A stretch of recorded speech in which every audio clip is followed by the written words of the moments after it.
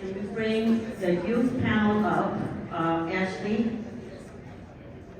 Ashley is our DNC caucus member from Texas, and she's going to come and talk with bring the youth panel to talk.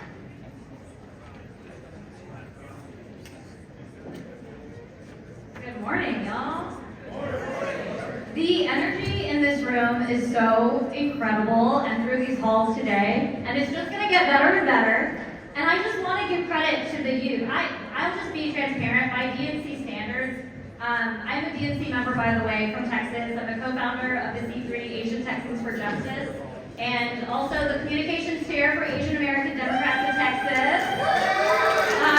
But my DNC standards, I'm officially old, as of a few years ago. And I just want to give credit to our real youth for creating like the memification and so much energy that has really catapulted all of the joy and the Generation Brat, as Belle mentioned earlier, who have bringing so much energy to this campaign. So thank you so much to Belle for making this time to highlight our incredible youth we have here today. I'll have to introduce themselves momentarily. How auspicious is it that today is Belle's birthday, but it is also a blue moon. So I think we are definitely going to be making Belle's wish come true and having that ANSTI president finally. Let's start out. I'm going to have all of our panelists introduce themselves, their names, their pronouns, their titles, and their home state. Hey y'all, good afternoon. My name is Zoe Chaudhary. I'm a council member out of Austin, Texas. He, him, his pronouns. Hello, real quick, my name is Hugh Lee. I am from the proud Las Vegas, Nevada. Yeah! And on top of that, I'm a nonprofit founder of the Nevada Youth Sports Education League, the Vietnamese community, and youth co-founder of the Youth Board. See if this is on. Hi everyone, I'm Bianca Shaw, born and raised in the great state of Maryland, and I lead the youth outreach for South Asians for Harris. And hey folks, my name is Annika Kribbe. I use she, her pronouns. I'm from the great state of our great chair, South Carolina, and I am the national chairwoman of the High School Democrats of America. I just know we have so much energy in here. Let's keep that energy going because young people in this Congress are going to get that difference we need. All right, we're going to just jump right in. The first question is going to be to our ladies down here at the end. And I'm just going to have to say, I know, we are blessed as an ANHPI caucus to have some incredible electives that we've seen today. But if you are in line to get selfies with the future of America, I know Kamala's going to be our first Asian president, but just wait. You'll have 10 or 15 years before you can run. I've gotten the pleasure of being able to work and see these women lead in their respective spaces, and I do not say this lightly. Honestly, these are incredible leaders, and we are all experiencing this moment of hope and joy, and I want to hear from both of you of how you think we can take that hope-filled messaging to the youth to get them out to vote, because as Otto mentioned, energy isn't going to win this election alone, right? We've got to get to work. Yeah, thank you, Ashley, for that question. So I think over the past few weeks, I've gotten a lot of questions from different folks in the API space, seeing the BRAC community, seeing all of the mobilization on social media, and asking why you now want to get engaged. What changed? So for a while, I was really trying to put my finger on it. What did truly change? And I came to realize that for most of us, and I know for both of us, I had just turned 16 years old when Trump came into office. Annika here was 10 when Trump came into office. So our entire time of being involved in politics, what we came up in, this entire political involvement and political environment was one of us trying to fight against this figure, fight against hate, and that's all we've known. So, for the past 8 years, it's been a lot of, you have to vote for this person because we can't let this person into office. You have to do this. You have to get others in your community to follow suit because we can't let this figure implement these hateful policies. But what youth really want and what we respond the best to is to that type of hopeful messaging. So when I try to describe what changed in the past few weeks, it's that we now feel like we have something to fight for. We know that all of you have done such incredible work on the ground in each of your states. I mean, look at this amazing representation we now have in Congress. And that is all a result of each of your work over the years, over the decades in your individual states. And we want to build on that, but in order to do that, we need to have something to say, to look forward to, not just look against. That's really what we're here to tell you. Make sure that you're incorporating that joy-filled messaging, telling youth that it's okay to express their views, it's okay to express the opinions the policies that they want to see enacted, and allow them a seat at the table to be able to express that and give them the voices so that they know they will be able to make their voices heard in a tangible way, and more than that, be listened to. And I definitely agree with everything Bianca has said. These past few weeks have been weeks that are full of hope and joy. I know every single one of you have felt it. I have felt it, and I have never felt more inspired and empowered to be a Democrat than in these past few weeks. And I know you all feel the same. But what is essential is that we are continuing this energy into November and beyond it, because there are so many other young folks like us in the high school, college, Young Democrats of America and beyond who want to get involved, who want to have an entry point, who want to make their communities better. And it is up to each and every single one of us in this room right here to be that mentor, to be that helping hand, to reach out to a young Asian AANHPI person that you know and tell them that there is a space for them in this party. They are welcome in this party. And not only are they welcome, they are needed in this party.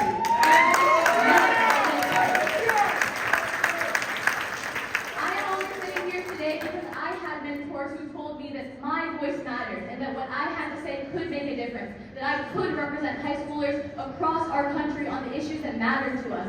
And the high schoolers across this country, the students across this country, the young people across this country, they need to hear that from each and every single one of you. And if you are a young person, I cannot wait to see you out there knocking doors, making phone calls, helping elect more AA and HBI people to Congress, to the legislature, and making our community stronger. Wasn't I right? Y'all are amazing. I'm just fangirling up here with everyone on this panel. A quick announcement: if anyone sees the birthday girl's phone, I think she might be missing it. She got it? Okay. I'm going to kick it over to the gentleman over here on this side. Hugh, for those of you guys who might not have worked with him before, he is a master organizer in Nevada, which we know is a key state for Democrats this cycle. And we have a very large A and HBI population there, so definitely pivotal, being more than that margin of victory. And then Zoe Caudry here from my hometown of Boston, was a long shot city council candidate according to mainstream press. And because he had that experience of field on the ground, he rose up in the ranks as an organizer, he was able to take that city council seat and be our first Muslim and South Asian city councilor in the city of Austin. So I wanted to ask you both something that many, I think, of us now, I count myself included, that the olds are wondering in the community of how do we actually get young people out to vote? How do we harness this energy? And what would you guys give as advice to us? Well, first and foremost, I don't know how I'm on here as a youth. I feel very old being on this panel, but I'm really inspired by the folks to my left. So when I ran, even though I'm 34, honestly, I feel very old. I was the youngest candidate in the field. I'm currently the youngest member on the Austin City Council. I represent the youngest district in the city of Austin. The average age of a resident is 27 years old. At the University of Texas at Austin, with the Warrens of England, as the UT alum here, represents about half of the district. So for me, it was really important to make sure that we empowered everyone who lives in the district, and that included student voices, which for the most part, my predecessor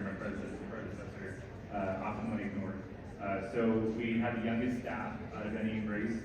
Average age was 22 years old. Our campaign manager was the first time campaign manager. For me, that was really important to empower really smart young folks who at times don't have that platform. We were the only local campaign to unionize, to leave the mind to everyone should be a part of a union, and paying everyone what they're worth, and paying everyone living wage. And then we went where students were. We actively campaigned on college, at UT, on college campuses. We made sure we heard from students. We ended up winning the UT precincts 94-6, which is a really big number. But But I think that comes down to people believe in the message that we're putting out there, but we're also listening to what they care about. And then when we got into office, I still employ a fairly young staff. They currently have the Charlie, I'm too old to get what it is, but all the brat stuff on their desk. But we listened to issues that matter to students. So when it came to street lighting in West Campus, we made sure that was a priority. When it came to making sure that Austin no longer created student housing without windows, we made sure we took care of that. When it was anything that students really brought forward at the forefront on the campaign, we were making sure that it was turning into policy. So we just listen to students. They're really smart. That's why they're here right now. Am I allowed to say this, that one of your staffers is actually, maybe I'm not allowed to say it, but anyways, is our national DNC Youth Council chair. So if you're heading to the Youth Council, that's part of Team Zoe. So yeah, the future's up here, not me, but this way. And make sure you listen to them. The future and our president is up here also, because they're already doing the work and leading. So they'll start off with still everything you said is correct. And the youth here is the empowerment. I'll hop behind Gabby. The biggest thing is I have two questions. First question, very easy. Raise your hand if you have a phone. 3. I have a phone. Yay. All right, second question. Raise your hand if you've been discriminated against because you're Asian. That is also me. Yay. So in 2020, our youth did something very empowering. And guess what? With the power of phones, we started a movement. And that movement was Stop Asian Hate. And with that power, yes, not only did our youth help raise the voices of our entire API community across the entire nation, we all did. So the real power is this. How do you connect with youth and how do you get the word out? It's all in your hands. From everyone here to everyone who has a granddaughter, a daughter, a son, a cousin, an annoying nephew. I'm not calling myself. But we all know this, that with the power of our phones and through technology, we're able to do a lot more. By recording this entire API session, you are getting your voice out and letting everyone in our hometown, our community, and in the United States know that the power to get to youth to vote is through our phones and with each other. Thank you. We're going to do, because I know we're kind of time, we're going to do a quick lightning round of questions. I'll start over here on Annika. Speed round of questions. Annika, and we'll go all the way down the road, just as fast as we can. Where do you get your news from? Mainly Instagram and podcasts. TikTok, Twitter, and podcasts. My biggest goal is Twitter and Spotify podcasts. I'm a board council member. I would say Austin Hunter, Austin State, Chronicle, and Lane. All right, what are your top 2 priority issues? Definitely this election cycle is protecting reproductive rights, which I know every single person in this room cares about.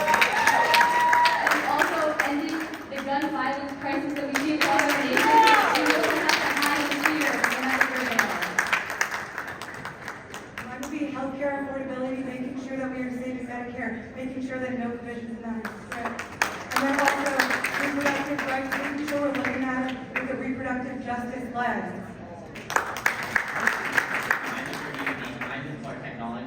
Because I know technology is ever changing our world, including AI, and in my second one is elections, because every vote matters and everyone counts. My first one is housing. Austin is in a housing crisis, and making sure that folks can afford to live in the city is really important to myself and my colleagues. And the second thing is we have a state government in Texas that constantly goes after the most marginalized in our communities. So I think it's important for local governments in Texas to push back against the state that always punches down. So it's important for folks to be able to live in Texas, in Austin. They should also feel safe. Pushing back against drug habit and drug use is really important. All right, what is the most used app on your phone? Like, for real? Definitely TikTok. Instagram or TikTok. The most used app is Twitch. All right, and what is, name one, because we all know, I think our presidential nominees, or her mother actually said it best, that none of us none of us just, like, do we think any of us just fell out of a coconut tree, basically? And so it was very important to this group to voice how important it is to lift up each other, but especially our youth in this movement, and to draw on folks in the coalition. So they actually requested to me that we make space to be able to thank some of our mentors. So name a mentor or two if you have to, that you want to thank. Yeah, there's so many folks who have helped me be here, and I'm grateful to all of them. I think it's important that we thank our mentors who made this possible. I want to actually give a shout out to Mama Bell, who helped make the space for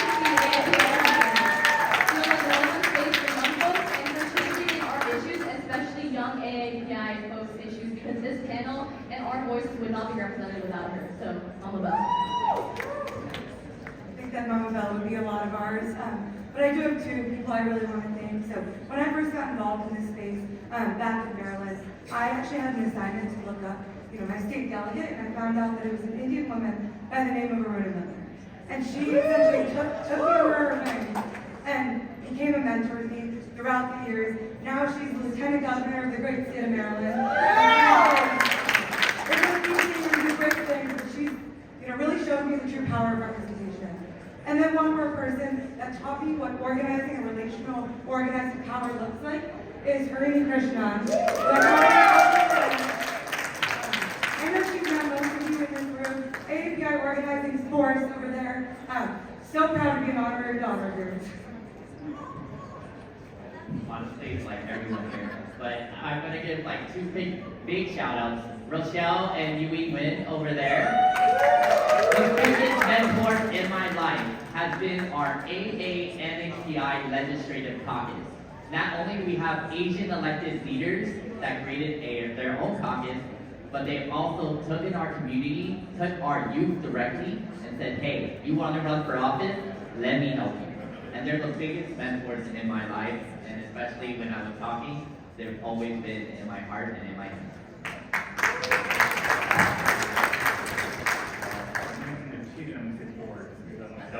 Well, y'all do it. This is our moment. I would say number one is Lynn Wynn. I don't know if Lynn is here, but Lynn gave me my first job in politics. Without Lynn giving me a chance, I don't think I'm here right now. So shout out to Lynn. Number two, I would say Roger Lau, who I worked on the morning campaign. And when I thought about running for city council, Roger took away from many of my colleagues when they were just so I really appreciate his guidance during that whole process. And then number three and four, if anyone is in Austin or Texas, Alice E, she's like the godmother of all the regions in Austin. So I very much appreciate her love and her laying the foundation for making a run like mine possible. And then the last person is Ashley Chang. Who is a mentor and is the best person. And maybe one day she'll run for mayor or something of Austin. So Thank you. With that, the youth panel and I have one last closing request. I think you said it best. I think all of y'all raise your hand that you have a phone in your hands. And in that, you have power. And we want to make the request that you get out your phone, and I really mean get out your phone right now. Take a photo if you want, take a selfie, whatever, just send a text. But we want you either, if you are a youth, maybe send a thank you right now to one of your mentors and let them know how much it's meant to help you get to the place that you are.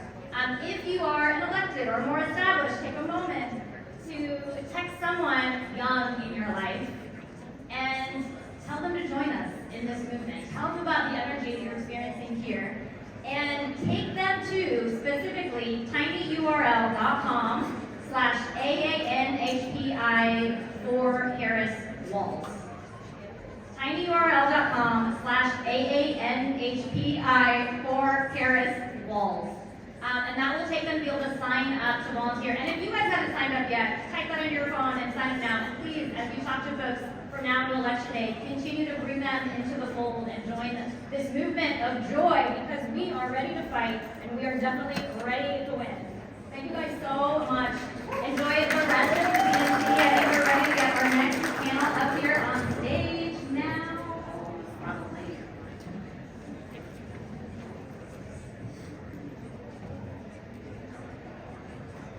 Well, this gives you guys a lot of time to continue to text people.